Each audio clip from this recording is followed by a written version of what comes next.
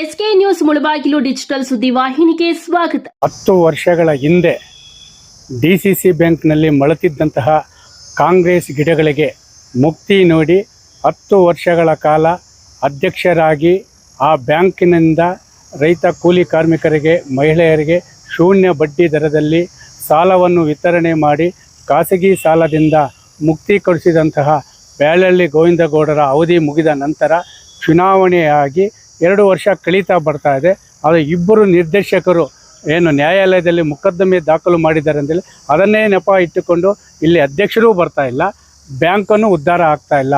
ಈ 1,000 ಕೋಟಿ ವ್ಯವಹಾರ ನಡೆಸಿದಂತಹ ಡಿಸಿಸಿ ಬ್ಯಾಂಕ್ ಇವತ್ತು ರೈತರಿಗೆ ಕೊಡುವಂಥ 50,000 ಲಕ್ಷ ರೂಪಾಯಿ ಸಾಲ ಕೊಡುವಂಥ ಸಾಲಕ್ಕೆ ಹಣ ಇಲ್ಲದಂತಾಗಿದೆ. ಯಾಕಂದರೆ ಈ ಡಿಸಿಸಿ ಬ್ಯಾಂಕ್ ಅಧಿಕಾರಿಗಳಿಗೆ ಚಿನ್ನದ ಮೊಟ್ಟೆ ಇಡುವಂತಹ ಇಲಾಖೆಯಾಗಿ ಮಾರ್ಪಟ್ಬಿಟ್ಟಿದೆ. ಯಾರೇ ನೋಡಿ ಕೋಟಿ ಹಗರಣ ಇದೆ ಹೊರತು ಲಕ್ಷ ಹಗರಣ ಯಾರೂ ಇಲ್ಲ. ಆ ಬ್ಯಾಂಕನ್ನು ಉಪಯೋಗಿಸಿಕೊಂಡು 10 ಲಕ್ಷದಿಂದ 5 ಕೋಟಿ ಗಂಟ ಸಾಲ ಪಡೆದಿರುವಂಥ ಜನಪ್ರತಿನಿಧಿಗಳು ಬ್ಯಾಂಕ್ ಮುಳುಗಡೆ ಮಾಡಬೇಕು, ಬ್ಯಾಂಕಿಗೆ ಕೊನೆಯ ಮೊಳ್ಳೆಯನ್ನು ಹೊಡಿಬೇಕು, ಬ್ಯಾಂಕನ್ನು ಸರ್ವನಾಶ ಮಾಡಿ ಅದನ್ನೇ ನಂಬಿರುವ ರೈತ ಕೂಲಿ ಕಾರ್ಮಿಕರ ಬದುಕನ್ನು ಬೀದಿಗೆ ತಳ್ಳಿ ಖಾಸಗಿ ಸಾಲದ ಸಿಲುಕಬೇಕು ಅಂತೇಳಿ ಹುನ್ನಾರ ಮಾಡ್ತಾ ಇದೆ.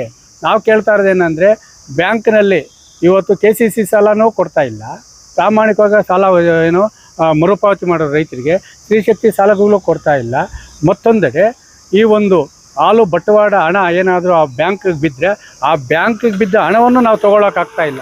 ಹೋದರೆ 2,000-3,000 ರೂಪಾಯಿ ಭಿಕ್ಷಕ ರೀತಿಯಲ್ಲಿ ಕೊಡ್ತಾರೆ. ಯಾವ ಮಟ್ಟಕ್ಕೆ ಬ್ಯಾಂಕ್ ಹೋಗ್ಬಿಟ್ಟಿದೆ.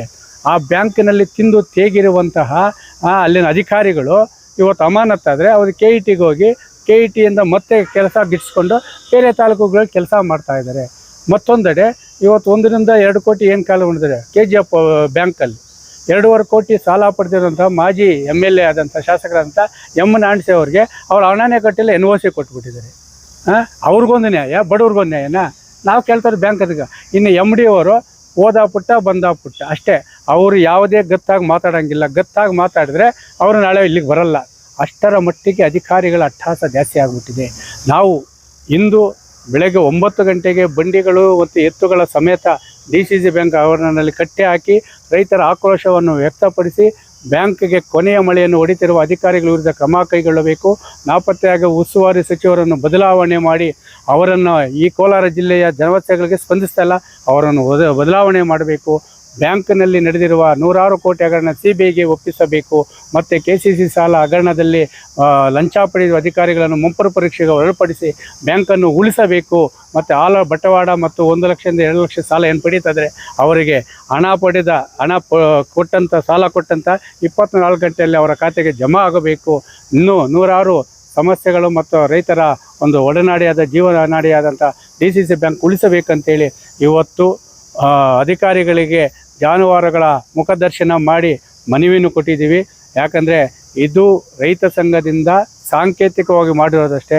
1 ವಾರಗಳ ಒಳಗಡೆ ಆ ಸಮಸ್ಯೆಯನ್ನು ಬಗೆಹರಿಸಿದರೆ ಇವತ್ತಿನ 8 ದಿನಕ್ಕೆ ಮುಂದಿನ ಸೋಮವಾರ ಜಾನುವಾರುಗಳು, ಪೊರಕೆಗಳು ಮತ್ತು ಅಲ್ಲೇ ಠಿಕಾಣಿ ಹೂಡಿ ಬ್ಯಾಂಕನ್ನು ಉಳಿಸುವ ಮತ್ತು ಬ್ಯಾಂಕನ್ನು ನಾಶ ಮಾಡುವಂತಹ ಅಧಿಕಾರಿಗಳನ್ನು ಮುಂಪರು ಪರೀಕ್ಷೆ ಅವರ ಆಸ್ತಿಯನ್ನು ಹರಾಜು ಹಾಕಿ ಬಡ ರೈತ ಕೂಲಿಕರನ್ನು ಸಾಲ ವಿತರಣೆ ಮಾಡಬೇಕೆಂಬ ಹೋರಾಟ ಮಾಡುವ ಎಚ್ಚರಿಕೆಯೊಂದಿಗೆ ಅಲ್ಲಿನ ಕೆಲವು ಅಧಿಕಾರಿಗಳಿಗೆ ಮನವಿ ನೀಡಿದ್ದೀವಿ. ನಮ್ಮ ಹೋರಾಟ ಇವತ್ತು ಇದೆ ಅಂತೇಳಿ ಗೊತ್ತಾಗಿ ಕೆಲವು ಅಧಿಕಾರಿಗಳು ಭಯ ಬಿದ್ದು ರಜೆ ಹಾಕ್ಕೊಂಡು ಬೇರೆ ಕಡೆ ಹೊರಟೋಗಿದ್ದಾರೆ. ಅವರು ತಪ್ಪು ಮಾಡಿಲ್ಲ ಅಂತೇಳಿ ಯಾಕೆ ರಜೆ ಹಾಕಬೇಕು? ಅದು ಯಾರಪ್ಪನ ಸತ್ತು ಅಲ್ಲ, ಯಾವ ರಾಜಕಾರಣಿದು, ಯಾವ ಅಧಿಕಾರಿಗಳ ಸತ್ತಲ್ಲ. ಇವತ್ತು ಮಹಿಳೆಯರ, ರೈತರ, ಕೂಲಿ ಕಾರ್ಮಿಕರ ಸತ್ತು. ಬ್ಯಾಂಕು ಉಳಿಯಬೇಕು, ಬಡವರ ಸ್ವಾಭಿಮಾನ ಉಳಿಯಬೇಕು. 1 ವಾರದಲ್ಲಿ ಸಮಸ್ಯೆ ಇತ್ಯರ್ಥ ಮಾಡದೇ ಇದ್ದರೆ ಮುಂದಿನ ಸೋಮವಾರ 8 ದಿನಕ್ಕೆ ನಾವು ಜಾನುವಾರುಗಳು ಮತ್ತು ಕುರಿಗಳು, ನಾಯಿಗಳು, ಹಂದಿಗಳ ಪರಿಕರಗಳ ಸಮೇತ ಬ್ಯಾಂಕಿನಲ್ಲಿ ಅಹೋರಾತ್ರಿ ಹೋರಾಟ ಮಾಡಿ ನ್ಯಾಯ ಪಡೆದುಕೊಳ್ಳಿ ಎಚ್ಚರಿಕೆಯನ್ನು ನೀಡ್ತಾ ಇದ್ದೀವಿ.